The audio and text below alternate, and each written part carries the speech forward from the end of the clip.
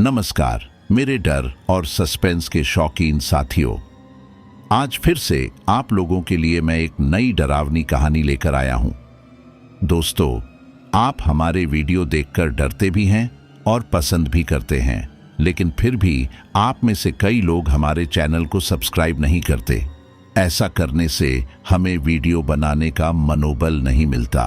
अगर आप चाहते हैं कि हम आपके लिए रोजाना ऐसी ही दिल दहला देने वाली कहानियां लाते रहें, तो प्लीज हमारे चैनल गुलशन हॉरर स्टोरी को अभी सब्सक्राइब करें, क्योंकि आपका एक सब्सक्राइब हमें और भी रोमांचक कहानियां लाने के लिए प्रेरित करता है।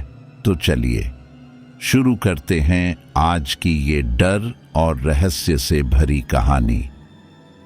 रात बहुत गहरी थी। आसमान काले बादलों से ढका हुआ था और चांद की रोशनी भी धुंधली लग रही थी।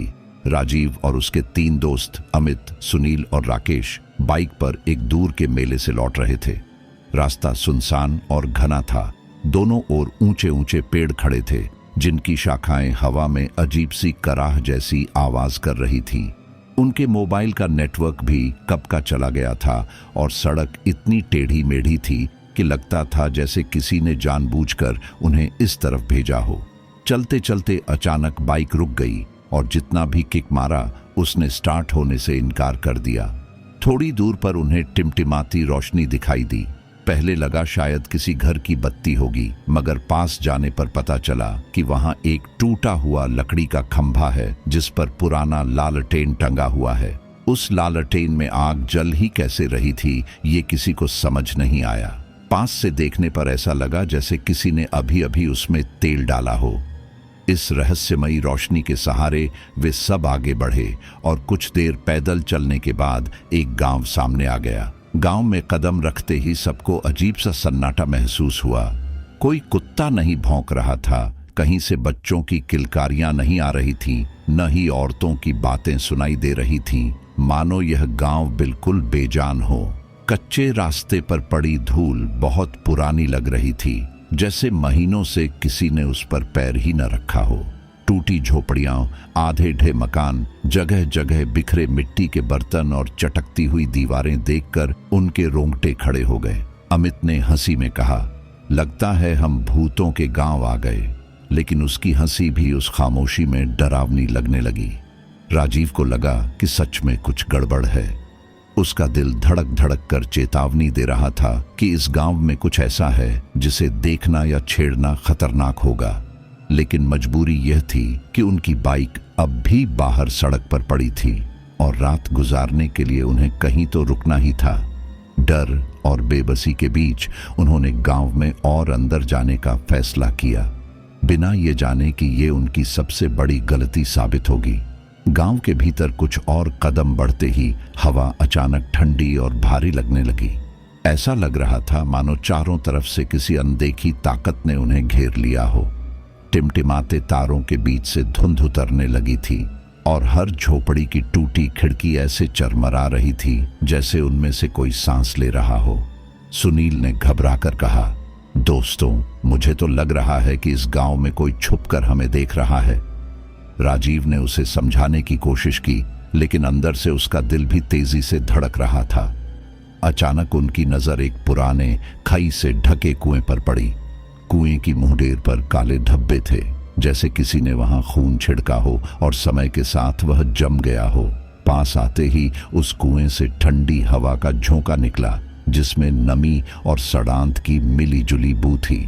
लेकिन हवा के साथ उन्हें कुछ और सुनाई दिया, धीमी फुसफुसाती हुई आवाजें, मानो कोई अंदर बैठा हो और उनका नाम पुकार रहा हो। पहले अमित ने सोचा यह उसकी कल्पना होगी, लेकिन जब सबने वही सुना तो उनकी रूह कांप गई। कुएं से नजर हटाकर वे एक जर्जर झोपड़ी की ओर बढ़े। खिड़की अपने आप चर्र चर्र करके खुल और बंद हो रही थी, जबकि हवा का कोई झोंका वहां मौजूद ही नहीं था। खिड़की के अंदर झांकने पर उन्हें टूटी चारपाई दिखाई दी, जिस पर धूल और मकड़ी के जाले फैले हुए थे। एक कोने में मिट्टी का चूल्हा था, जिसमें राख अब भी गुनगुनी लग रही थी, जैसे किसी ने हाल ही में उसमें कुछ जलाया हो। राजीव का माथा पसीने से भीग गया, क्योंकि राख से उठती गंध साधारण लकड़ी की नहीं थी। उसमें किसी जले हुए मांस जैसी बू आ रही थी। तभी अचानक दरवाजे पर तेज खरोंचने की आवाज आई। चर्र, जैसे किसी ने लंबे नाखूनों से दरवाजे की लकड़ी को नोच दिया हो। सबके चेहरे सफेद पड़ गए। राकेश ने कांपती आवाज में कहा, कौन है वहां? लेकिन कोई जवाब नहीं आया। अगले ही पल खिड़की का पर्दा हवा में ऐसे फड़फड़ाया मानो उसके पीछे कोई खड़ा हो। सब डर के मारे एक दूसरे से चिपक गए। राजीव ने अपने दोस्तों से कहा कि हमें यहां ज्यादा देर रुकना खतरनाक होगा, मगर जैसे ही वे उस झोपड़ी से दूर जाने लगे, उन्हें साफ सुनाई दिया कि अंदर से किसी ने धीरे धीरे हंसना शुरू किया। एक दबा हुआ, गला फाड़ देने वाला कर्कश हंसी का स्वर जो गांव के सन्नाटे में गूंज उठा। झोपड़ी के बाहर की ठंडी हवा अब और भी भारी लगने लगी थी। चारों दोस्त चुपचाप गांव की गलियों में और गहराई तक बढ़ने लगे। मिट्टी की पगडंडी पर उनके कदमों की आहट खुद उन्हें चौंका रही थी, क्योंकि आसपास सब कुछ इतना खामोश था कि हर आवाज 100 गुना बढ़कर सुनाई देती थी। कहीं कहीं दीवारों पर काली छायाएं झिलमिला रही थीं, जबकि वहां कोई भी नहीं था। राजीव को लग रहा था मानो वे सब अदृश्य निगाहों के घेरे में हैं, जो बस उनका इंतजार कर रही हैं। काफी दूर चलने के बाद वे एक पुराने मंदिर के सामने पहुंच गए। मंदिर बहुत छोटा था, लेकिन उसकी टूटी दीवारों पर लाल रंग से बने हाथों के निशान साफ दिखाई दे रहे थे, मानो किसी ने ताजा खून से वहां अपनी हथेलियां मारी हों। दरवाजे पर काले अक्षरों में लिखा था, इस गांव में रात मत गुजारना, आत्माएं जाग उठेंगी। इन शब्दों ने सबकी रूह जमा दी। अमित ने झिझकते हुए कहा, ये तो पक्का किसी पागल ने लिखा होगा, लेकिन उसके स्वर में आत्मविश्वास से ज्यादा डर झलक रहा था। उसी वक्त मंदिर के पीछे से चरमराहट की आवाज आई। सबने उधर देखा तो एक दुबला पतला बूढ़ा आदमी सामने आया। उसकी पीली पड़ी त्वचा हड्डियों से चिपकी हुई थी, आंखें ढंसी हुई और चेहरा किसी भूखे व्यक्ति जैसा। उसकी दाढ़ी बिखरी हुई थी और हाथ कांप रहे थे। वह धीरे धीरे उनके पास आया और कर्राई आवाज में बोला, तुम लोग यहां क्या कर रहे हो? भाग जाओ, इससे पहले कि बहुत देर हो जाए। राजीव ने हिम्मत जुटाकर पूछा, बाबा, ये गांव इतना सुनसान क्यों है? यहां कोई रहता क्यों नहीं?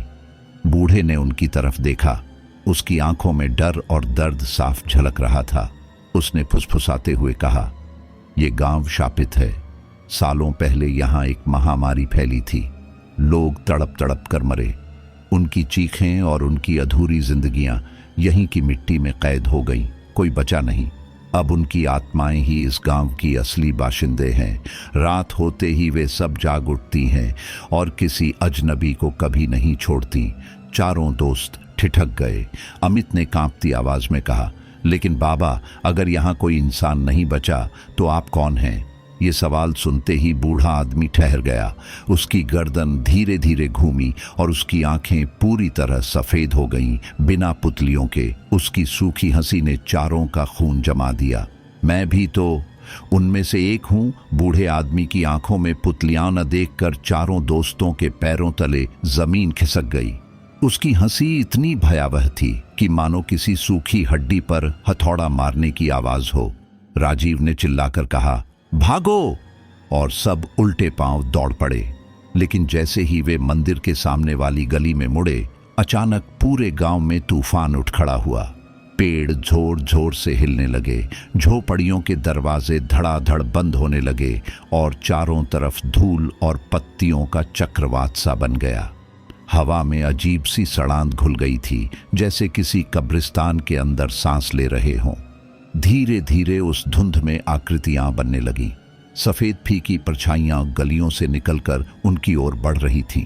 कुछ बिना सिर के, कुछ के चेहरे जले हुए और कुछ के पूरे शरीर पर जख्म जैसे ताजा ही बने हों। उनकी आंखें अंगारों की तरह चमक रही थीं और उनमें से आती कराह और फुफकार ने माहौल और भी खतरनाक बना दिया। एक साया हाथ में पुरानी लालटेन लिए था।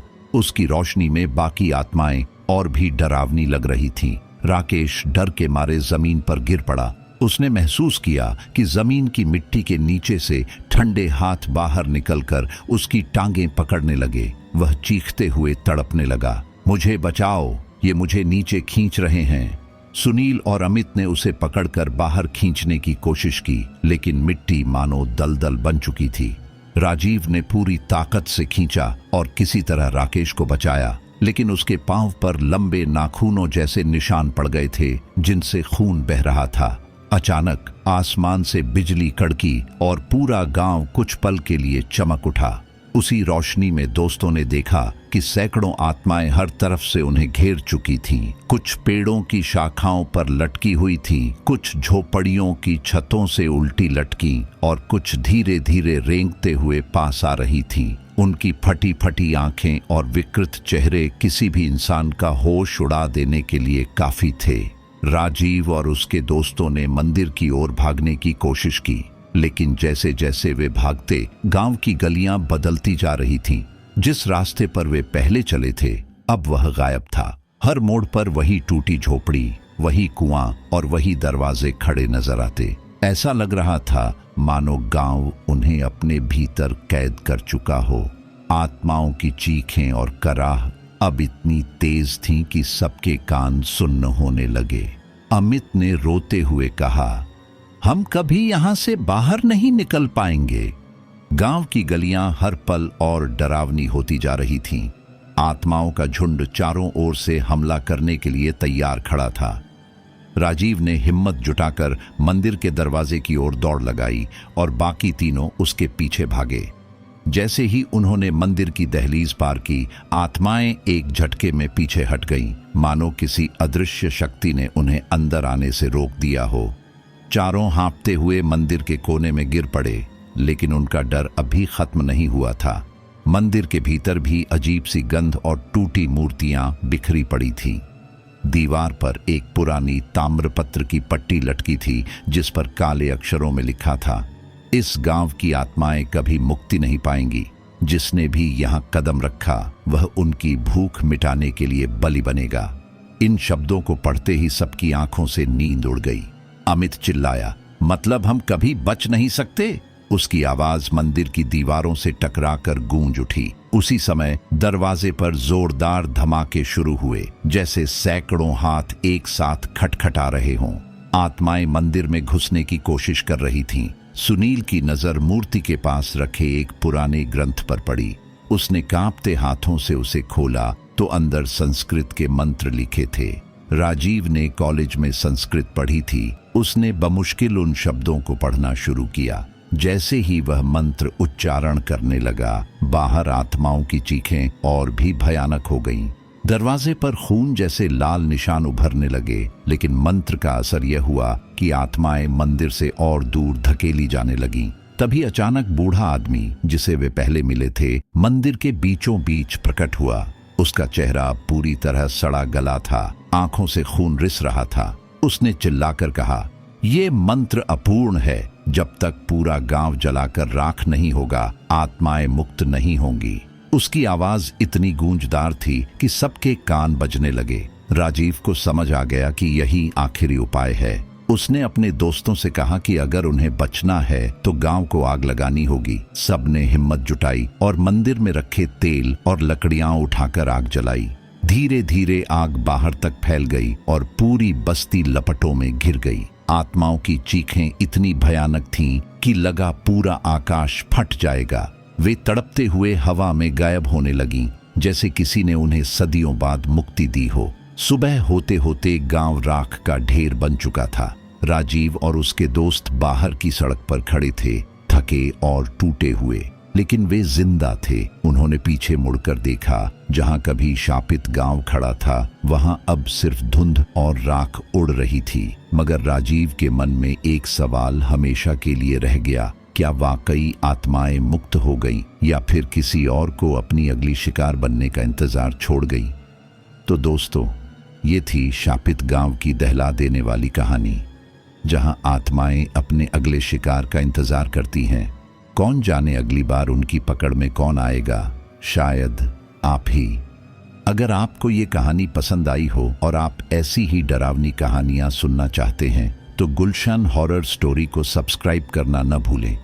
आपकी एक क्लिक हमें और भी खौफनाक कहानियां लाने की ताकत देती है। तो मिलते हैं अगली रात एक नई दहशत के साथ। तब तक के लिए अंधेरे से बचकर रहिए, क्योंकि परछाइयां कभी झूठ नहीं बोलती।